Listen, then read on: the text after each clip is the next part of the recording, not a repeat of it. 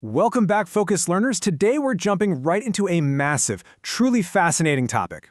We're looking way past the alarming headlines to figure out the actual mechanics of government debt. In this explainer, we're zeroing in on one thing: the true cost of borrowing. It's a subject that trickles down from the global macroeconomy right into the mortgage rates in your own neighborhood. So let's get right into it, because we've got to break down the numbers, the geopolitical shifts, and the underlying math to see what's actually happening behind the scenes. Right out of the gate, I want to hit you with a staggering number: $9 trillion. That's 9 with 12 zeros. That is the exact amount of U.S. government debt maturing this year alone. To put that into perspective, we're talking about roughly a quarter of the entire national debt just coming due. When a number with that many zeros hits the news cycle, it obviously grabs people's attention, right? It sparks a ton of panic about the sheer scale of the situation. But hang on. Before we go any further, let's address the elephant in the room and calm that initial panic. With $9 trillion coming due, is it default imminent? The short answer? No. A sovereign default just isn't the crisis we're facing right now. The reality is, investors, money markets, and the Federal Reserve are actually going to be quite happy to step in and rebuy this maturing debt. So the physical act of rolling over the debt, that's not where the danger lies. Which brings us to Section 1, the $9 trillion question.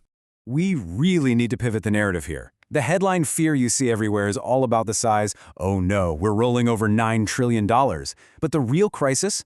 It's the rapidly rising cost of carrying that debt. The true cost of borrowing is what's actually shifting the economic tectonic plates right now. It is not the volume of the debt itself that has Washington sweating, it's the absolutely skyrocketing expense required just to hold on to it.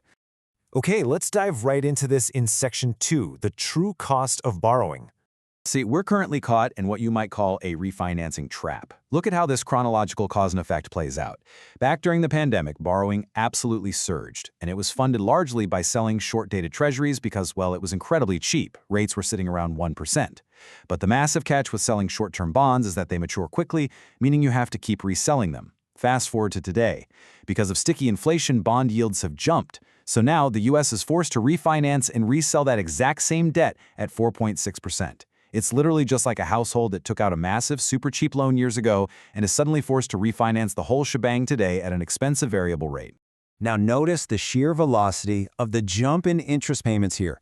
Back in 2020, the U.S. was paying $521 billion in interest. Today, that number has more than doubled to over $1.18 trillion. And if we follow current projections, which by the way assume fairly steady bond yields, we are looking at a staggering $2.1 trillion purely in interest payments by the year 2036. The true cost of borrowing is scaling at a completely unprecedented rate. And here is exactly why this matters to you and the broader economy. Right now, interest payments eat up 14% of all federal spending. Let that sink in. That is more than the government spends on health, and it's more than it spends on defense. And the projections warn that in just a decade, interest will rise to consume 19% of the budget. When a fifth of your entire budget goes just to servicing past debt, it severely squeezes every single other public service and initiative. Let's shift our focus globally for Section 3, foreign buyers step back. So, while this is happening at home, we're witnessing major foreign buyers stepping back from absorbing U.S. debt. First up, Japanese bond yields are soaring. Historically, U.S. bonds offered much higher returns, but that gap is closing fast. That means Japan's domestic bonds now provide direct competition for investment. Second, China has been slowly but steadily replacing its U.S. treasuries with gold purchases. And third, Gulf states, which have long recycled their oil revenues into U.S. treasuries, well, they're seeing their own budgets squeezed by current conflicts, making their investments far less reliable.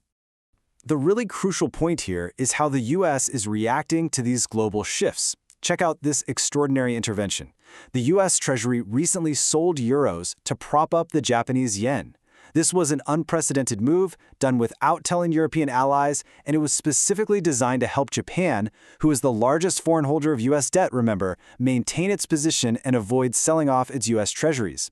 It's a stark symptom of just how desperate Washington is to manage borrowing costs and keep foreign buyers engaged in the market. Let's bring it back home in Section 4, the looming economic squeeze. The U.S. is facing some severe domestic headwinds. Right at the exact moment, debt levels are projected to rise toward 175% of GDP. We're seeing a slowing in employment growth right alongside a decline in labor participation. Wages are getting squeezed, which has pushed consumer sentiment to record lows. Plus, an aging population means a shrinking workforce is being left to pay for rapidly rising pension and healthcare costs. And on top of all that, marginal debt used to buy shares has hit record highs, representing 46.7% of household assets. That introduces a massive risk of financial contagion if the stock market corrects. Basically, a slowing, aging economy requires way more spending precisely when borrowing is getting much more expensive. Talk about a catch-22. Now, when we look at the fiscal levers available to policymakers to manage a deficit, a government essentially has to either pull money in or push money out. It's just math.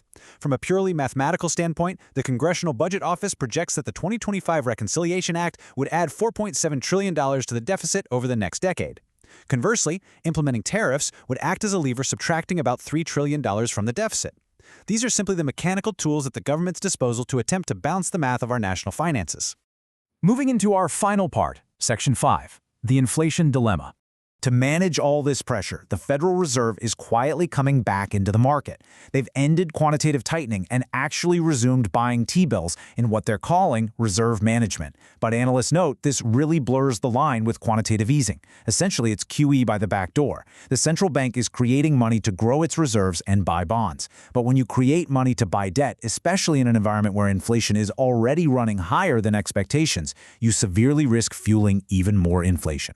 However, it's really important to keep a balanced perspective here. Consider this key takeaway from our source material. Debt is not always a major problem if you have your own currency, because the U.S. government always has the option of creating money to buy debt.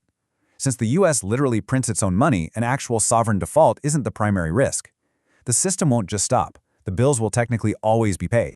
And this brilliantly illustrates that, historically speaking, we aren't entirely in uncharted waters here. High debt isn't unprecedented. After World War II, the UK's debt hit 250% of its GDP. Furthermore, despite the recent reliance on shorter-term financing we talked about earlier, the current US debt maturity actually averages 72 months right now. That's higher than it was in 2002 and significantly higher than the 49-month low we saw back in 2009. So while the mechanics are incredibly tricky today, the structure of the debt itself absolutely has historical parallels. So we arrive at the ultimate question, the one I really want to leave you pondering today. When the true cost of borrowing gets this expensive, literally eating up a fifth of the national budget, what has to give? You can't just wish away the math. An aging population requires more spending, printing money risks sticky inflation, and no government wants to raise taxes just to pay off interest. The trade-offs ahead are going to be monumental. How we navigate this squeeze between inflation, higher taxes, and squeezed public spending will absolutely define the next decade of economics. Thank you so much for joining me in this explainer. Keep learning, stay curious, and I'll catch you next time as we keep breaking down the world.